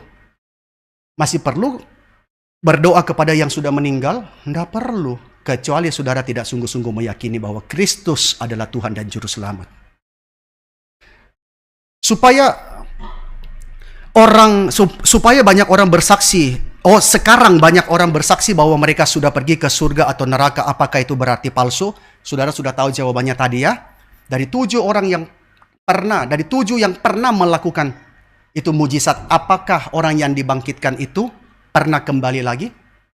Apakah mereka pernah menceritakan? Tidak pernah. Paulus pun pernah diangkat ke langit ketiga. Paulus tidak pernah mau menceritakan itu. Jadi saudara sekalian, kalau orang dikit-dikit cerita dia sudah pernah ke situ, kita bisa katakan apa? Jangankan ke surga lah. Begini aja. Kalau orang bilang saya pernah ke matahari, saudara bilang matahari department store kali. Nah saudara kan kita tahu ya, jangankan ke surga, ke planet Mars aja kan belum ada manusia yang pernah ke situ. Yesus mengatakan bahwa pujian hanya milik Bapa. Jadi jika kita berdoa kepada Bapa atau kepada Yesus. Nah saudara sekalian jangan lupa Allah Tritunggal Bapa, Anak dan Roh Kudus. Apakah kita tidak boleh berdoa kepada Yesus? Ingat Yesus adalah Allah. Bahkan Agustinus mengatakan kita pun bisa berdoa kepada Roh Kudus, saudara sekalian. Nah ingat Allah Tritunggal, tetapi ketika kita berdoa kepada Bapa dalam nama Kristus, ini sesuai yang Yesus ajarkan kan? Mintalah kepada Bapa, berdoalah kepada Bapa. Nah saudara, jadi pengertian Allah Tritunggal, tetapi apakah tidak boleh sama sekali? Tentu tidak, saudara. Karena Yesus juga Allah kan, Roh Kudus juga Allah. Tetapi ketika kita sudah mengerti, kita mulai menikmati pengertian yang membawa kita kepada relasi itu. Orang menjadi Kristen karena ingin masuk surga, karena percaya Kristus bisa memberikan keselamatan, tentu saudara. Jika demikian, apakah bisa masuk surga setelah mati? Nah saudara sekalian, orang banyak yang percaya dimulai dari ketakutan, bukan? Ketakutan. Martin Luther penuh dengan ketakutan. Kalau dia mati dia belum diampuni dosanya, bagaimana? Dia terus menerus dalam ketakutan. Jadi dia mengaku dosa. Sampai orang yang menerima pengakuan dosa dia capek, Luther dikit-dikit datang, Luther lagi. Sampai mengatakan, Luther nanti kumpulinlah banyak-banyak sedikit baru datang gitu ya. Atau dosamu agak besar sedikit lah baru datang. Sampai dia akhirnya, dia kan penuh ketakutan, maka dia datang kepada Tuhan. Sampai dia menemukan intisari daripada orang diselamatkan oleh iman. Dari iman kepada iman. Dari Roma pasal pertama ayat 17. Nah saudara sekalian, tentu orang bisa saja timbul ketakutan. Tetapi imannya harus bertumbuh. Dia takut masuk neraka, maka dia mencari jalan masuk ke surga. Dan Yesus mengatakan dalam firman Tuhan, akulah jalan dan kebenaran dan hidup. Nah, aku temukan jalannya. Nah, bisa saja saudara ya. Tapi kalau semata-mata karena itu, ya tentu tidak bertumbuh imannya. Jadi dia hanya beriman kepada sesuatu yang keliru. Jadi saudara kalau gini ya, kalau orang hanya mau masuk surga, percaya Yesus, saya tanya, setelah masuk surga dia mau Yesus enggak? Kalau dia tidak mau Yesus, cuma mau masuk surga, berarti dia tidak sungguh-sungguh percaya. Cuma mau masuk surga. Karena yang paling utama di surga adalah ada Yesus di situ. Itu yang paling penting. Karena Yesus mengatakan kepada penjahat itu, sesungguhnya pada hari ini engkau akan minum jus sepuasnya. Engkau tidak pernah haus lagi, tidak pernah lapar lagi. Tidak. Yesus mengatakan engkau berada bersama-sama dengan aku di Firdaus. Itu yang paling penting. Berada bersama dengan Yesus. Apakah saat kita melayat dan kita berdoa di depan peti mati, bagaimana cara yang tepat untuk berdoa pada saat itu? Nah saudara, tentu kita harus datang dengan sikap yang respect. Setiap orang memiliki pengertian tentang dunia orang mati itu berbeda loh saudara ya. Nah cara seseorang memandang dunia orang mati itu menentukan bagaimana cara mereka berkabung, bagaimana cara mereka menghormati orang yang sudah meninggal. Dan ketika kita datang, kita bukan mengikuti cara mereka, tapi kita menghormati mereka yang sedang berduka. Jadi saudara bukan datang juga kan tentu sangat tidak sopan datang dengan tertawa-tawa. Apaan ini? Ini kan sesat. Ya ada juga sih yang begitu. Pernah ya, ada teman yang mengaku Kristen ketika datang mengatakan, kalian sih keluarga tidak doa, tidak percik dulu. Dia pasti bisa bangkit. Kenapa kalian tidak percik? Nah itu kan mengacaukan suasana saudara. Kita datang dengan sikap yang hormat. Kita tidak harus berdoa di depan, dalam arti berdoa untuk orang yang mati itu masuk surga, tidak. Kita datang, kita dengan memberikan salam, ucapan duka, kami turut berduka, bahwa kiranya Tuhan menguatkan kalian ya, Tuhan memimpin kalian di dalam hidup setelah misalnya papa tidak ada, setelah mama tidak ada, Tuhan kasih kekuatan dan kalian juga terus menerus berjalan dalam anugerah Tuhan. Kalau Tuhan pimpin, kalian boleh kenal penghiburan dari Tuhan. Nah itu saudara ya, jadi kita ada sikap yang respect dengan mereka, tetapi juga menyatakan iman kita. Apakah orang Katolik dapat masuk surga walaupun mereka masih memiliki aspek dalam menyembah Maria dan orang-orang kudus? Nah saya lupa siapa nama teolog itu, tapi dia pernah mengatakan, itu pendeta Stephen Tong sering kutip. Hamba Tuhan itu mengatakan, di sorga tidak ada orang Protestan, di sorga tidak ada orang Katolik, di sorga tidak ada orang Anglikan, tidak ada orang Lutheran, tidak ada orang ini. Yang ada hanyalah orang yang percaya kepada Yesus. Nah itu saja saudara jawabannya ya. Pak, apakah Abraham, Henok, dan semua tokoh dalam perjanjian lama belum masuk surga dan masih menunggu di intermediate state? Oh, intermediate state itu ya di surga begitu ya. Karena mereka beriman ke depan, kita beriman ke belakang kepada Yesus yang sudah mati dan bangkit. Mereka beriman ke depan kepada Yesus. Seperti Ayub mengatakan, dan penebusku akan hidup. Dia percaya itu. Dia percaya kepada penebusnya. Mereka ada tentu di dalam penantian sampai kepada kebangkitan itu. Semua orang percaya. Ketika Yesus datang, orang percaya akan mendapatkan tubuh yang baru. Yang sudah mati, yang masih hidup, mereka akan diubahkan dalam sekejap mata. Dengan tubuh kita ini sekarang bukan tubuh yang cocok dengan kekekalan, saudara. Maka kita harus diberikan tubuh yang cocok dengan kekekalan. Nah, bagaimanakah relasi kita dengan keluarga kita di surga nanti? Ya tergantung ya, itu saudara sama keluarga selama ini bagaimana, saudara ya. Saudara bayangkan saja kalau saudara sama keluarga sudah tidak akur ya di surga, sampai selama-lamanya. Apakah papa, mama, dan anak tetap? Nah saudara tentu tidak ada lagi kawin-mengawin ya. Kita hidup seperti malaikat, bukan menjadi malaikat ya, bukan. Kita hidup seperti malaikat karena malaikat tidak kawin-mengawin, saudara. Tidak ada anak. Bagaimanakah relasi kita di surga nanti? Tentu diperbaharui. Alkitab mengatakan bahwa tidak ada lagi duka, tidak ada lagi air mata, tidak ada lagi penderitaan. Jadi kalau di dalam dunia saudara menderita karena relasi itu ya, tapi sama-sama orang percaya. Sampai situ percayalah Tuhan ubahkan. Sampai saudara mungkin ketemu suami yang sering berantem waktu hidup ya, dan saudara mengatakan, aku kepingin marah kok gak bisa ya. Suami juga mengatakan, iya ya aku kepingin marah kok gak bisa ya. Saudara sudah diubahkan, disesuaikan dengan term and condition yang di sana, saudara ya. Jadi yang di sini marah-marah bagaimana? Jangan takut. Jangan lo sampai situ lihat istri saudara lari lo. Sampai selama-lamanya saudara mau lari menghindar. Tapi percayalah bahwa Alkitab mengatakan semuanya baru. Relasi diperbaharui, saudara sekalian. Jika yang di sorga orang yang percaya Yesus, apa bedanya kita sekarang Katolik, Protestan, dan lain-lain?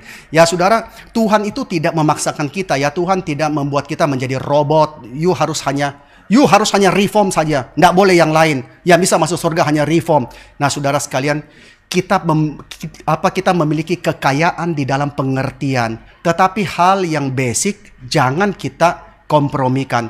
Siapa lagi? Si teolog itu Rupert siapa?